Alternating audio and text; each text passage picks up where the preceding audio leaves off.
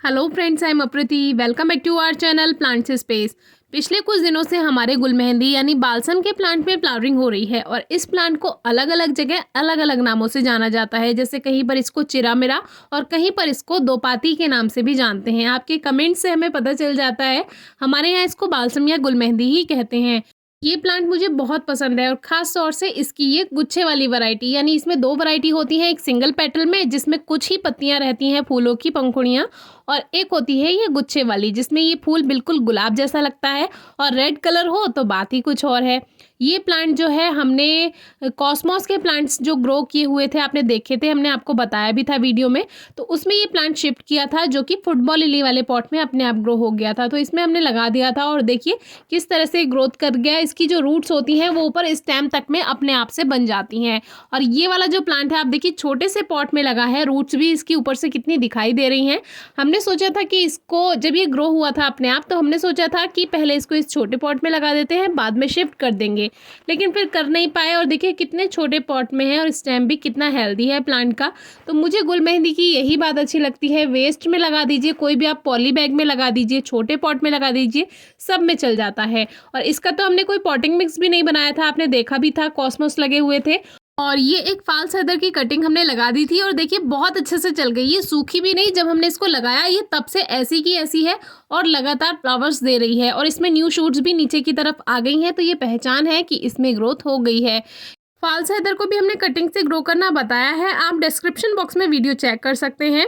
तो ये जो फूल हैं देखिए लग रहे हैं ना बिल्कुल गुलाब के जैसे। ये एक छोटा सा पर्स होता है, एक पोटली जैसा होता है और इसमें से निकलता है एक खूबसूरत फूल।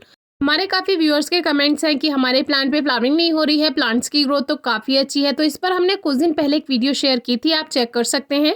गुलमेहंदी को आप टाइम से पहले नहीं ग्रो कीजिए, क्योंकि कभी कभी ऐसा होता है जब हम सीज़न से पहले उसको ग्रो कर लेते हैं तो उसमें वो प्लांट ग्रोथ तो कर लेते हैं, लेकिन फ्लावरिंग जब तक आती है तब तक प्लांट की एज कंप्लीट हो जाती है और फिर कुछ ही फूल आ पाते हैं और प्लांट ख़त्म हो जाता है।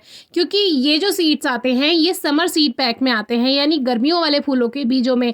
तो बहुत से व्यूअर्स क्या है शुरू में इसको ग्रो कर देते हैं और फिर गर्मियों में उसमें फूल नहीं मिलते हैं। तो देखिए इस पे अब सीड्स भी बनने लगे हैं, पुराने सूखे फूल नीचे झड़ते रहेंगे और इसमें सीड्स बनते रहेंगे। अब काफ़ी व्यूअर्स ये भी पूछते हैं कि क्या हम इस पे सीड्स नहीं बनने दें, तो ऐसा नहीं है, सीड्स इस पे बनने दीजिए, इस पे कोई फर्क नहीं पड़ता, क्योंकि जो फूल इस पे आते रहेंगे उन्हीं से सीड्स बनते रहेंगे। अगर आप सूखे फूलों को हटा भी देंगे तो भी उसमें उतनी ही फ्लावरिंग होगी जितनी जगह है, क्योंकि पूरी टहनियों पर जगह जगह इस पे कलियां बनती हैं और वो एक ही बार बनेंगी, इसीलिए उस पे सीड्स आप बनने दे सकते हैं। अब काफ़ी व्यूअर्स ने ये भी पूछा है कि क्या बालसम के प्लांट की पिंचिंग करनी चाहिए। तो बालसम के प्लांट की पिंचिंग करना ज़रूरी नहीं है, क्योंकि इसमें ऑलरेडी इतनी शूट्स निकलती हैं कि अपने आप ही प्लांट घना हो जाता है। जितना बड़ा पॉट उतना ज़्यादा बड़ा प्लांट और उतनी ज़्यादा शूट्स, यानी उतनी ज़्यादा ब्रांचेज। हमने इसको 12 इंच के गमले में भी लगाया था, आपने वीडियो चेक कर सकते हैं, डिस्क्रिप्शन बॉक्स में मिल जाएगी। उसमें प्लांट काफ़ी बड़ा और घना हो जाता है जिसमें बहुत सारे फ्लावर्स आते हैं। अब ये छोटे छोटे पॉट्स हैं तो जितना पॉट्स की जगह रहेगी उसके अकॉर्डिंग ही प्लांट ग्रोथ करेगा, लेकिन हम ये दिखाना चाहते थे कि देखिए छोटे प्लांट्स में भी ग्रोथ हो जाती है। इस प्लांट को बहुत ज़्यादा पानी नहीं दीजिए, नहीं तो ये गल जाता है, क्योंकि इसकी टहनियों में ऑलरेडी वाटर कंटेंट होता है, यानी कि पानी की मात्रा ज़्यादा होती है। इसीलिए बहुत हल्की नमी रहे और बहुत ज़्यादा सूखी भी मिट्टी ना रहे, नहीं तो ये मुरझाने लगता है। ये अपने आप एक प्लांट ग्रो हो गया था, तो ये पिंक वैरायटी है, ये भी बिल्कुल गुलाब जैसी ही लगती है। इस प्लांट को कम से कम 3-4 घंटे की धूप चाहिए और खाद की इस प्लांट को कोई खास ज़रूरत नहीं पड़ती है। हमने बहुत बार इसको ग्रो किया है, एक बार तो वेस्ट पॉली बैग में लगा दिया था और पूरा सीजन इसको खाद भी नहीं दिया था, तो भी इसने हमें ढेर सारे फूल दिए थे। ये इस प्लांट की खासियत है।